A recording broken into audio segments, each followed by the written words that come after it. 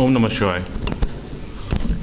गुरु जी के चरणों में प्रणाम और जितने भी लोग यहाँ उपस्थित हैं उनका मैं अभिनंदन करता हूँ। मेरा नाम अमित रस्तोगी है और मैं टेक्सटाइल के अंदर मेरा बिज़नेस है दिल्ली में और लंदन में। लास्ट ईयर जब मैं गुरु जी से मिला तो मैंने उनसे पूछा और उन्होंने मुझे बताया कि हिंदुत्व स्पिरिचुअलिटी और अध्यात्म और धर्म का क्या मतलब है।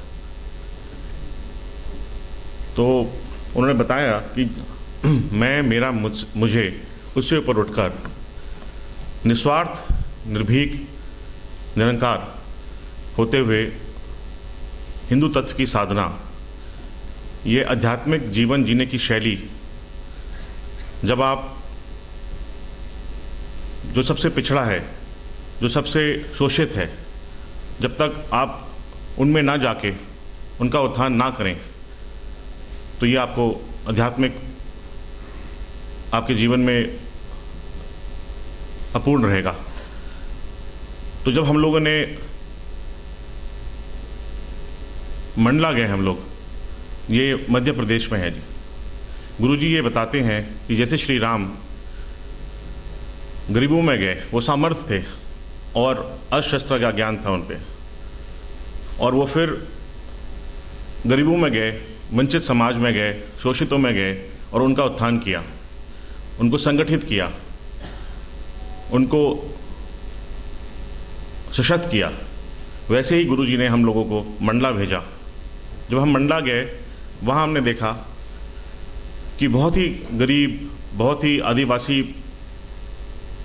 वंचित लोग, जिनका हेल्थ केयर में बिल्कुल हेल्थ केयर नहीं है, कोई एजुकेशन का सिस्टम नहीं है, जो जंगलों में रहते हैं और ना उनके पास पक्के घर हैं। तो हमने उनके साथ रह के ये समझा कि कैसे उनको आगे ला सकें, हम कैसे मुख्य धारा से जो पिछड़ गए हैं उनको आगे लाएं। तो हमारी समझ में ये आया कि वहाँ पर जो रिसोर्सेज हैं छोटे मोटे, उनको हम कैसे बढ़ा सकें, उनको स्किल सेट में कैसे कन्वर्ट कर सकें, क्योंकि उनके पास पढ़ाई का कोई ज़रिया नहीं है। तो वहाँ पर देखा कि क्योंकि मैं टेक्सटाइल बैकग्राउंड से हूँ, तो मेरे को लगा कि यहाँ पर टेक्सटाइल का काम हो सकता है, सिल्क की फार्मिंग हो सकती है, वैसे ही हॉर्टिकल्चर हो सकता है, एग्रीकल्चर हो सकता है, राइस की फार्मिंग हो सकती है और टूरिज़्म बढ़ाया जा सकता है। तो अनेक प्रकल्पों के हिसाब से, प्रोजेक्ट्स के हिसाब से हम उनको सशक्त करेंगे। तो हमारे एक मित्र हैं संजीव रॉय जी, जो यूके में 10 साल से स्किल सेट पे काम कर रहे हैं, उनको आमंत्रित किया। उनके साथ बैठ के हमने एक प्रोग्राम बनाया कि कैसे कैसे डिफरेंट प्रोजेक्ट्स के द्वारा हम लोगों को सशक्त कर सकेंगे। तो वो हम अब कर रहे हैं।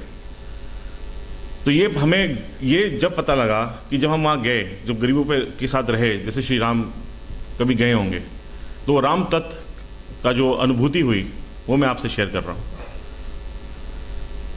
बाकी हिंदुत्व अभियान क्या है और गुरुजी ने उसको क्यों शुरू किया है। हिंदुत्व अभियान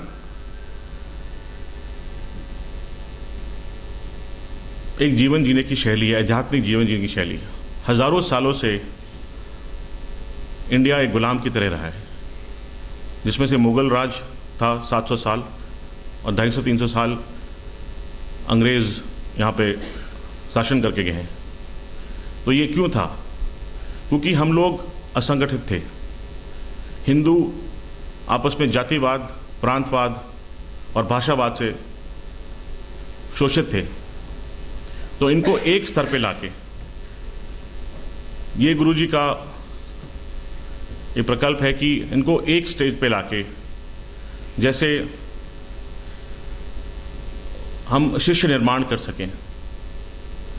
हिंदुत्व अभियान, मैंने जो समझा इसको अपनी अनुभूति से, वो ये समझा कि निस्वार्थ कैसे हुए। तो हमने ये देखा कि जो भी हिंदुत्व अभियान से जुड़ रहा है, वो सब की सब कुछ ना कुछ चाहते हैं। सब चाहते हैं कि हम एक पोजीशन हमें हासिल हो, एक हमारे को कोई पॉलिटिकल कनेक्शन बने, तो वो लोग एकदम से पिछड़ जाते हैं, हम लोग उनसे कोई संवाद नहीं रखते, हमें पता लग जाता। तो ये चीज़ मैंने सीखी है देखते हुए कि वो लोग पिछड़ गए ये 1 साल की जर्नी के अंदर। बहुत बड़े बड़े वरिष्ठ लोग हमारे साथ जुड़े, मगर वो क्योंकि उनके पास स्वार्थ था।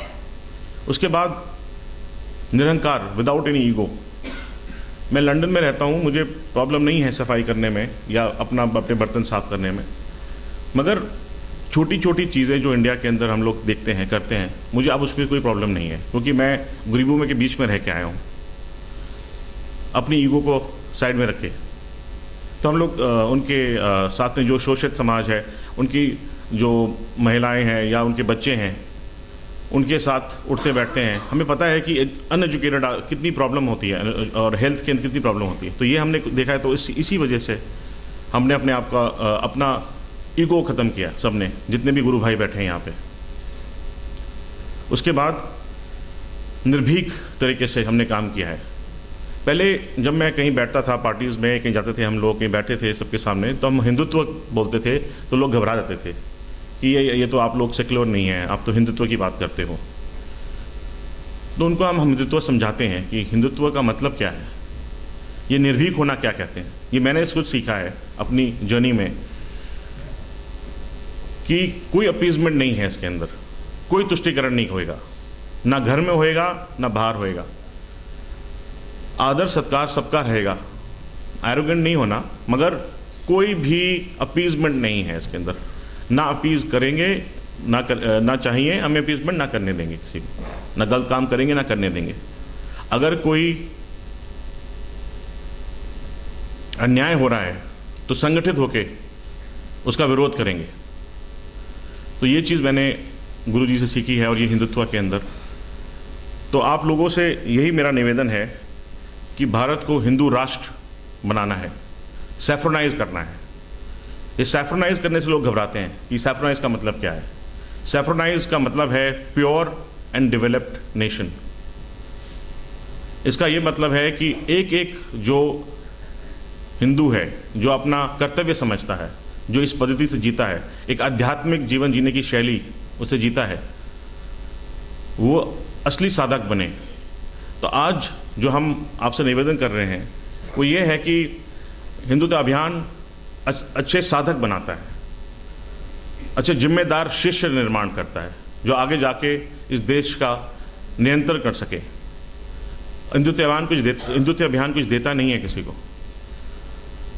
अगर हिंदुस्तान को सुपर पावर बनाना है और यहाँ पे जितने भी 70 से 80 करोड़ लोग हैं जो मुख्य धारा से बिछड़ गए हैं, उनको वापस लेके आना है, तो मेरी विनती है कि आप लोगों से हिंदुत्व अभियान से जुड़िए और इस देश को सशक्त बनाइए। जय हिंद,